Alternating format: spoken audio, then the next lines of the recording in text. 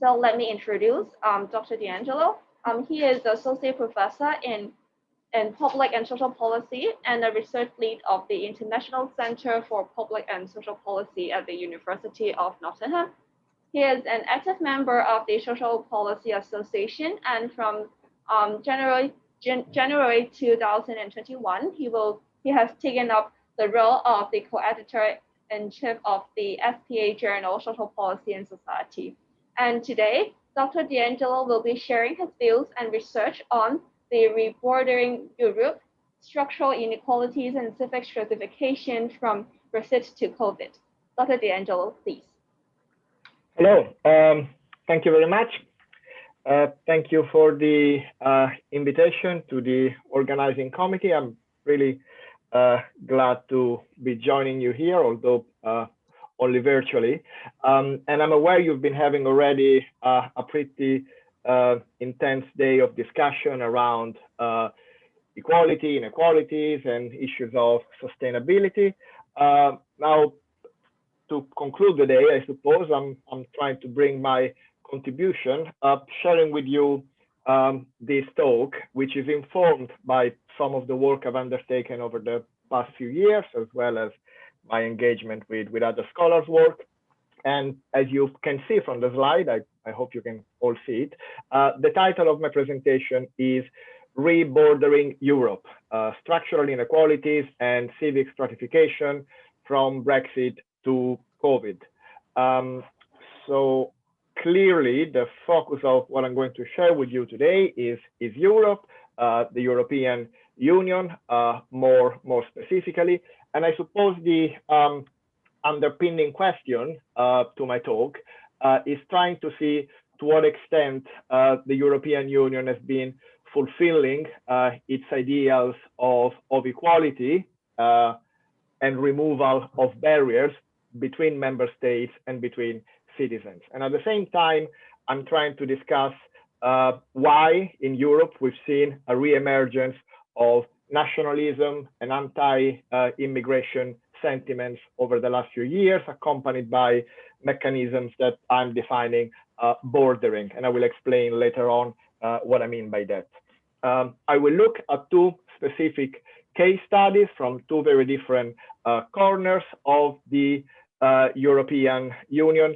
But before I do that, maybe it may be useful to start from the very basics. Again, I know you've been talking about equalities and inequalities all day long, but I'd like to share with you my particular take on the concept. And generally speaking, you will know that by inequalities, we normally refer to the differences in people's shares of resources. And by resources, we don't always necessarily mean money or wealth, but we can also talk about an equal share of health, education, access to public services, and ability to exercise rights as well. The idea of inequality is also strictly connected to the idea of its measurability, precisely because it's about looking at the distribution of shares of resources across a population. But as we know, of course, these unequal distributions of resources that we see in societies do not occur randomly, but rather occur along lines of, well, social divisions, you know, the classic social divisions of sociology to begin with: class, gender, race, different types of status, including migration status, which is something I will talk about. So clearly inequalities are structural, meaning they are the product, they are the reflection of the way in which society is organized. And those differences can be, yes, measured between people, but can be measured also between geographical areas. So very often you look at inequalities across borders, but in fact I will contend that you can, and maybe you should, conceptualize inequalities as borders. Inequalities are about borders. By the way, why is it that inequalities matter? Why is it that we care about unequal distribution of society, of resources in a society? Well, there's different answers to that question. One, which was provided about a decade ago by Wilkinson and Pickett in this book you will probably be familiar with, The Spirit Level. One answer is that equality is better for everyone. In other words, well, when you map all sorts of socioeconomic statistical indicators across the world, you see that there tends to be a pretty linear relationship between levels of inequality, measured in the most simple way, income inequality, and levels of all the possible social problems you can think of. Okay, so equality is better for everyone, but really it is not just as simple as that. It's also an issue of social justice. We tend to care about inequalities because we think that inequality is unfair. Okay, so when we start talking in terms of social justice and fairness, in fact, we are shifting from a simple mathematical idea of inequality simply as equal shares to everyone, and we start moving into the territory of equity. Equity as in giving to everyone not exactly the same share, but the amount of resources that they need to fulfill their necessities and to reach their potentials, to overcome barriers they may be having.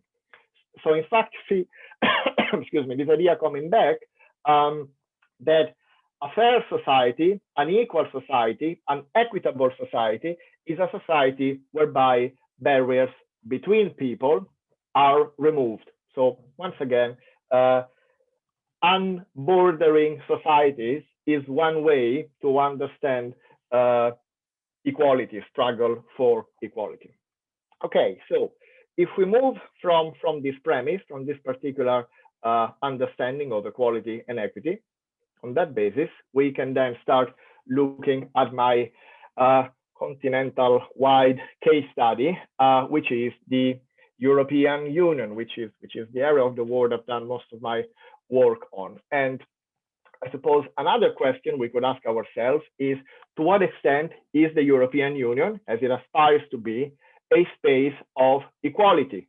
And I suppose a sub-question to that is, to what extent is it a space of equality in spite of being part of a very unequal world, or maybe precisely because it is part of a very unequal world, a system of globalization which is ingrained by mechanisms of inequality. You can see in this map, this is an official map from the European Commission, how the European project has been expanding geographically over time. It's been actually ever expanding since the end of the Second World War, with only one very notable exception last year when the United Kingdom left the European Union. The first time in history something like that has been happening. Talking about history, again, that's precisely the idea. What was the rationale to build the European Union? Where the European Union was built around precisely ideas of shared resources and ideas of freedom of circulation, precisely as a mechanism to reduce conflict. So post-World War II, the idea was that if you pull together economic resources, starting with coal and steel, you would have prevented conflicts. And if you want more broadly, the European idea was an idea of freedom of movement of capital, of goods, and of people, those three big pillars. And as the European project expanded after the end of the Cold War, the fall of the Berlin Wall, so the destruction of a physical barrier which had divided the world into two political as well as geographical blocks, really became the physical embodiment of this European ideal of, again, sharing resources, removing barriers, freedom of circulation of capital, goods, and people.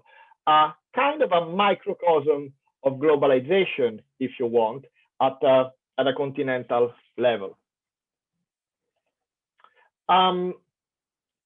These values have been enshrined in a formal official document relatively recently in the process.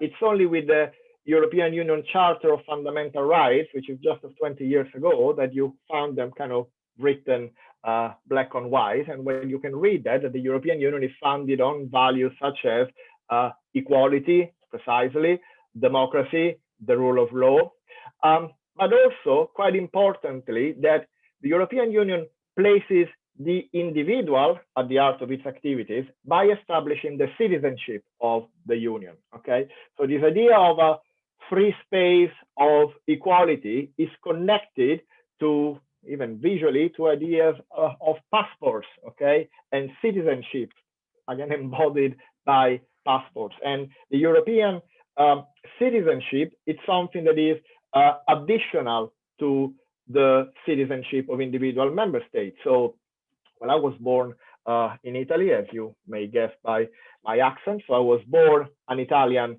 national, but I am also a European Union citizen.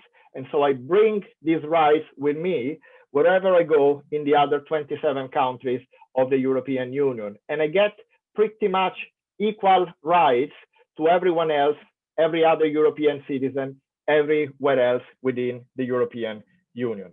So clearly, the role of citizen, having citizenship is quite important.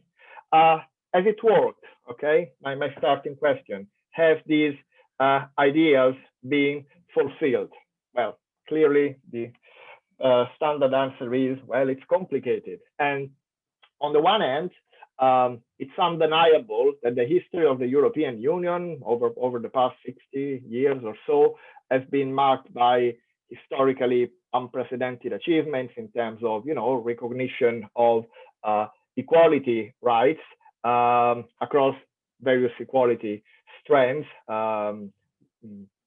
gender equality, anti-discrimination movements, and so on and so forth. And clearly, these developments have occurred in very different ways in the various member states, at different pace, with different legislative frameworks, very often as a result of the post-colonial history of some of the member states of the EU. You can think about the UK, where I'm based now, or France, just to make the most obvious examples.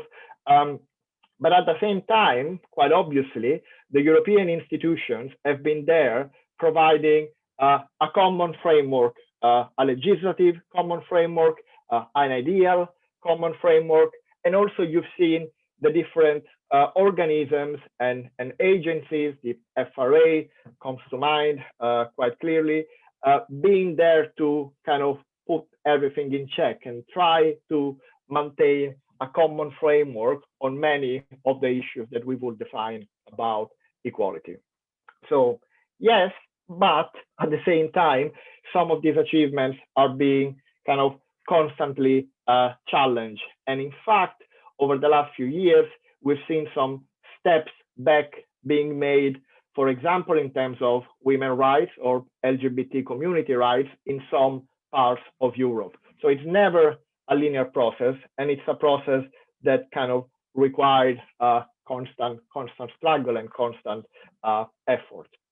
So it's working in some dimensions, it's not working so much in some other dimensions. And we may go back to, again, the most basic indicator of equality, which is income distribution. And if you look at income distribution across Europe, using the most standard indicator, so GDP per capita, and you map that across the different regions of Europe, you actually see quite a high degree of spatial inequality throughout the Western European continent. I mean, in fact, some people have been arguing that European integration has happened alongside increasing levels of inequalities, not just, and maybe not so much between countries, but actually within countries, okay? If you look at how that map is colored, you can see that the rich and poor areas, they do not simply and not always follow the national boundaries, but actually what we've seen over time in Europe has been an enhancement of the regional inequalities within single nation states. In fact, something we could define as a straining and redefining of national borders, to the extent that that is created in some parts of the public opinion, well, on the one hand, distrust towards the national institutions, to the point that you've seen movement to kind of fragment nation states, independence movements, precisely because of these imbalances. And on the other end, distrust towards the European institutions themselves. So a success story, but only to a certain extent. I mean, in fact, well, another important piece of work you may consider at this point is Capital in the 21st Century, the pretty influential volume of French scholar Thomas Piketty. You're probably familiar with his main, well, it's not even an argument, it's just showing the data. If you look at the data over the past century, you see a stage which started before World War I at the start of the century, and then after World War II, with the introduction of the welfare state, a decrease, progressive decrease of inequality in many Western countries. But then from the end of the 1970s and the 1980s, in many of those countries, an increase of inequality, and particularly in Anglo-Saxon countries, a return to levels of inequality, which we had only seen a century ago, okay? Now, if you think about what was going on in the 1980s in places like the UK of Margaret Thatcher, you may probably see the connection between those processes and particular kind of stages of the political history of Europe. And clearly the situation across Europe is quite different. You can see, for example, Sweden there, which is a very different story. But still, overall, I think it's fair to say that in recent decades, we've seen re-emergence of inequalities across Europe. In some cases, new kinds of inequality across Europe. And of course, it's been a complicated process. There isn't only one factor. There's a variety of factors, so-called neoliberalism, and then after 2008, so-called austerity. So the rolling back of the welfare state I've seen as clear causes of that. The global as well as inter-European geographical imbalances I was referring to are also another important factor. But I contend that actually migration policies and issues to do with borders and borderies are also another very important factor to consider, and the one I'm going to focus on over the next few minutes. So I suppose my overall argument is that what we've seen has been a reintroduction of barriers in Europe to maintain and reinforce and justify a system of stratification of rights, okay, which is connected to unequal distribution of resources. So migration does matter. And migration does matter indeed, because that particular model of inter-European migration that I was mentioning before, which was enshrined in the so-called Schengen Agreement, among the other things, have really been quite effective in seeing circulation of citizens between different European countries. We've seen a kind of acceleration of that process after the European Union expanded to Eastern European countries such as Poland, for example. But at the same time, I think it's important to remember that most immigration into the EU these days is actually extra-European, okay? So the vast majority of the migration flows that happen are still extra-European. And international migration has been something that for decades has been undeniably among the major drivers of the economic, in fact, the demographic, and some would argue even the cultural development of the European project. I mean, so you can explain the success story of Europe, if you want to consider it as such, only if you look at the processes of migration which have been supporting those developments. At the same time, the history of migration into Europe has been characterized by very high levels of exploitation and inequality. Clearly with lots of differences regionally, historically, but overall, whatever data set you look at, most of the non-European migrants in most European countries tend to kind of be suffering from high levels of inequality. Okay. Now, in spite of that, or probably precisely because of that, we've also seen, as I was saying at the beginning, an increase of anti-immigration stances across the whole of Europe.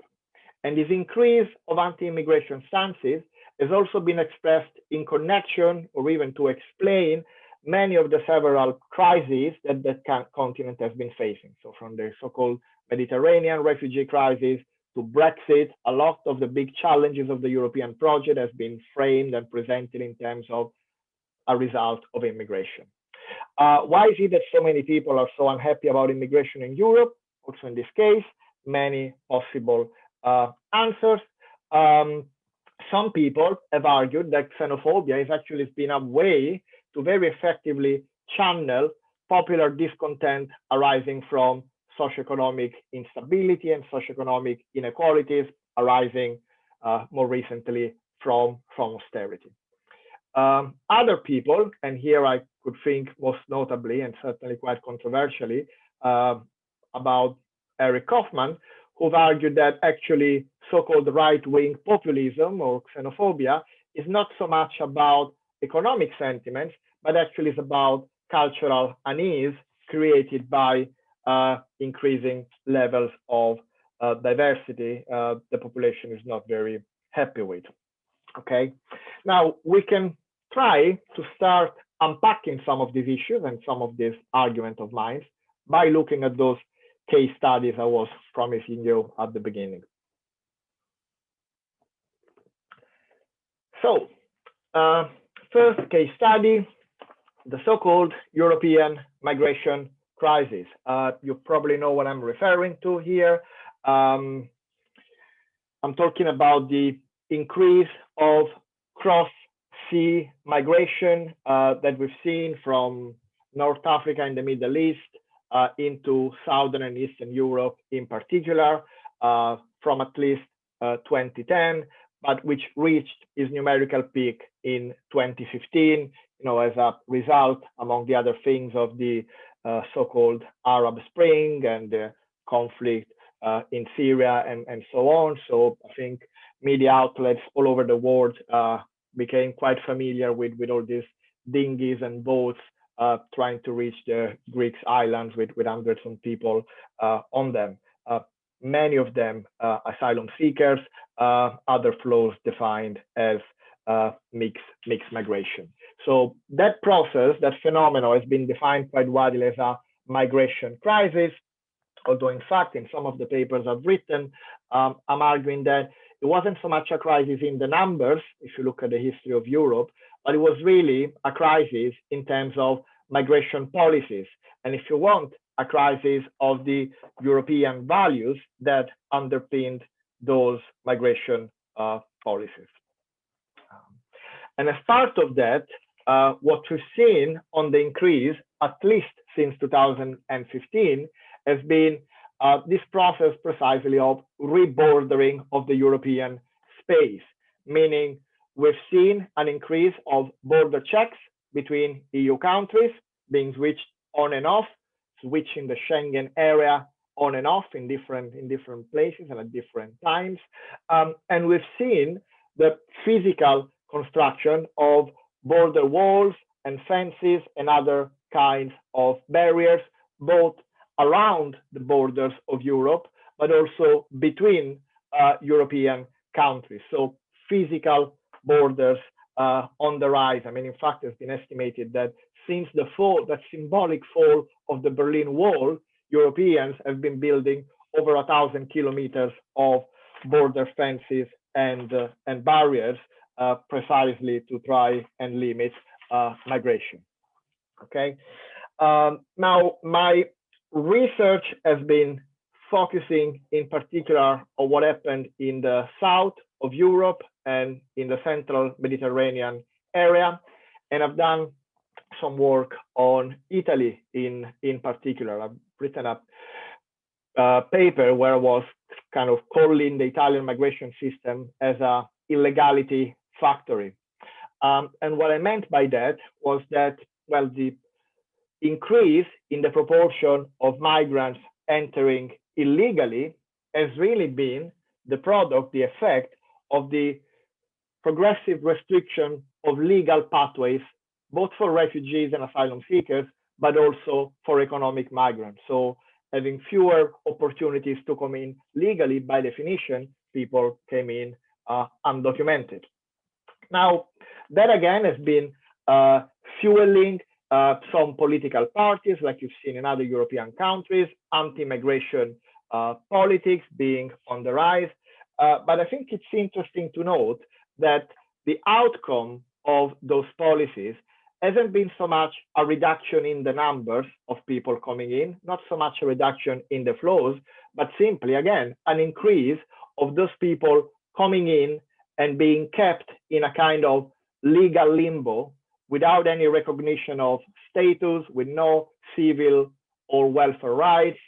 On the one hand, you don't really see institutions doing or maybe being able to do very much to push them back. So it's not really about stopping them to entering, but it's about letting them enter by ensuring that they don't have rights, so that they are kind of, by definition, pushed towards illegal or highly exploitative forms of employment.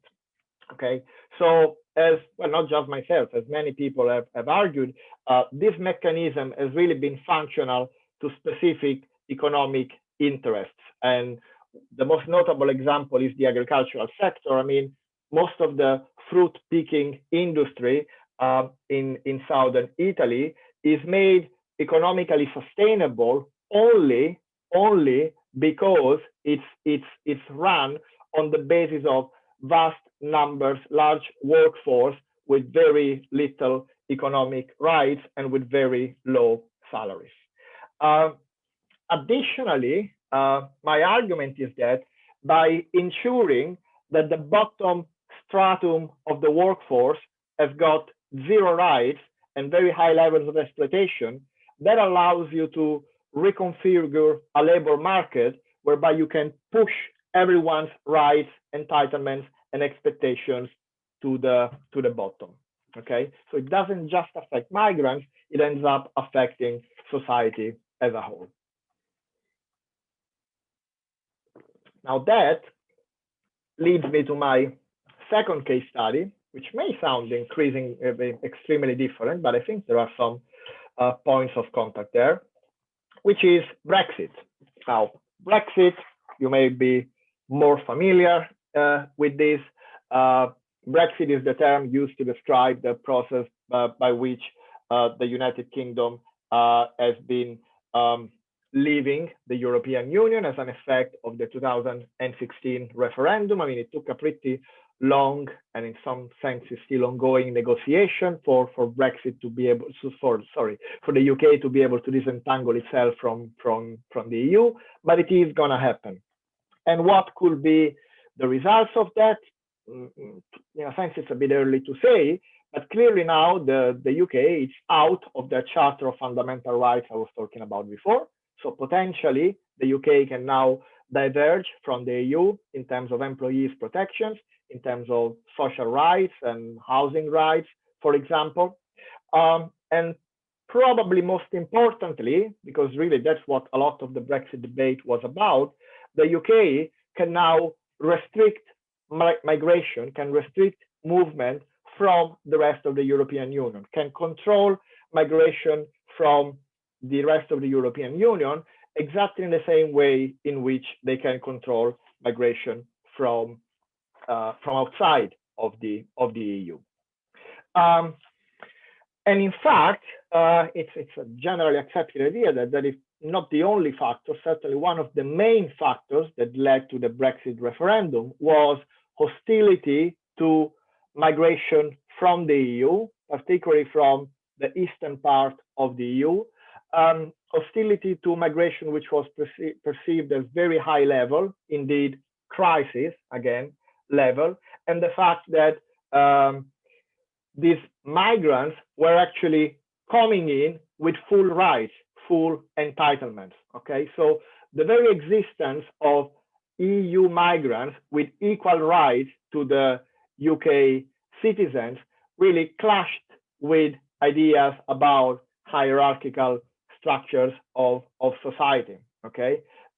It really clashes with the role that migration to some is supposed to have in the labor market and the economic system by and large. In an article that I wrote with my colleague Eleanor Kaufman a few years ago, we're actually saying that one way to interpret Brexit is precisely as a means to curtail the socioeconomic and mobility rights of EU migrants by pushing them back to what is deemed to be their natural status of economic workers to be used rather than citizens with full rights. Another part of the story, as you can see in that footnote down the slide, is also the extent to which ideas of EU citizenship clashed with the post-colonial stratification of rights in British law, but that is something we may discuss maybe later on if we have time. I suppose the other thing that it's important to point out is that Brexit took place really as the culmination of a recent history phase characterized by restrictive policies towards migrants as a whole. So campaigns around illegal migrants, which in effect put the suspicions of being illegal to anyone that didn't look white British enough. And the most obvious example of that trend, we've seen it 3 years ago with the so-called Windrush scandal, which some of you may be familiar with. We basically had hundreds, if not thousands of people, Black Caribbean people who came as Commonwealth citizens in their infancy, completely legally, but that they were then wrongly detained, in some cases deported or denied of legal rights because they were suspected of not being legally resident, suspecting of being illegal migrants. Okay, so clearly these anti-immigration policies that as I've mentioned before ended up having an impact on a much wider population, very often not so much on the basis of citizenship or migration status, but in terms of race. So migration policy as a way to maintain and reinforce racial differences. And this has happened not just by bordering policy in the sense of, border check controls at the airports and so on, but through something that Neera Yuval Davis, for example, has called internal bordering. And internal bordering is that process whereby migration status checks happen constantly and everywhere within the public spaces of society. So we've seen in the UK increasingly the health sector, hospitals being asked to check migration status of people. We've seen schools, primary schools, being asked to monitor the migration status of children, so that the whole country, the whole territorial space of a country becomes a border control space. So bordering becoming the underlying descriptor of policy making. All right, now that I suppose takes me back to my original argument and allows me to connect the two case studies. And another question of mine is, Why is this happening? What are migration crises, so-called migration crises, for? And you could see at this point how my thesis is that harsh approaches towards migrants have been used as an active element in the management of economic inclusion, economic structuring, in some cases exploitation, but certainly stratification of rights. Okay, so both in the UK and in Italy, and I think those are just two examples, these ideas have been, yes, promoted at surface level in terms of race, in terms of sovereignty, that's very true for Brexit, attacking migrants for an alleged welfare dependency, but the way in which political support around these ideas have been mobilized has been to precisely produce welfare stratification. And by producing welfare stratification, once you've got a stratified system, it becomes easier to restrict rights to everyone. It's a race to the bottom.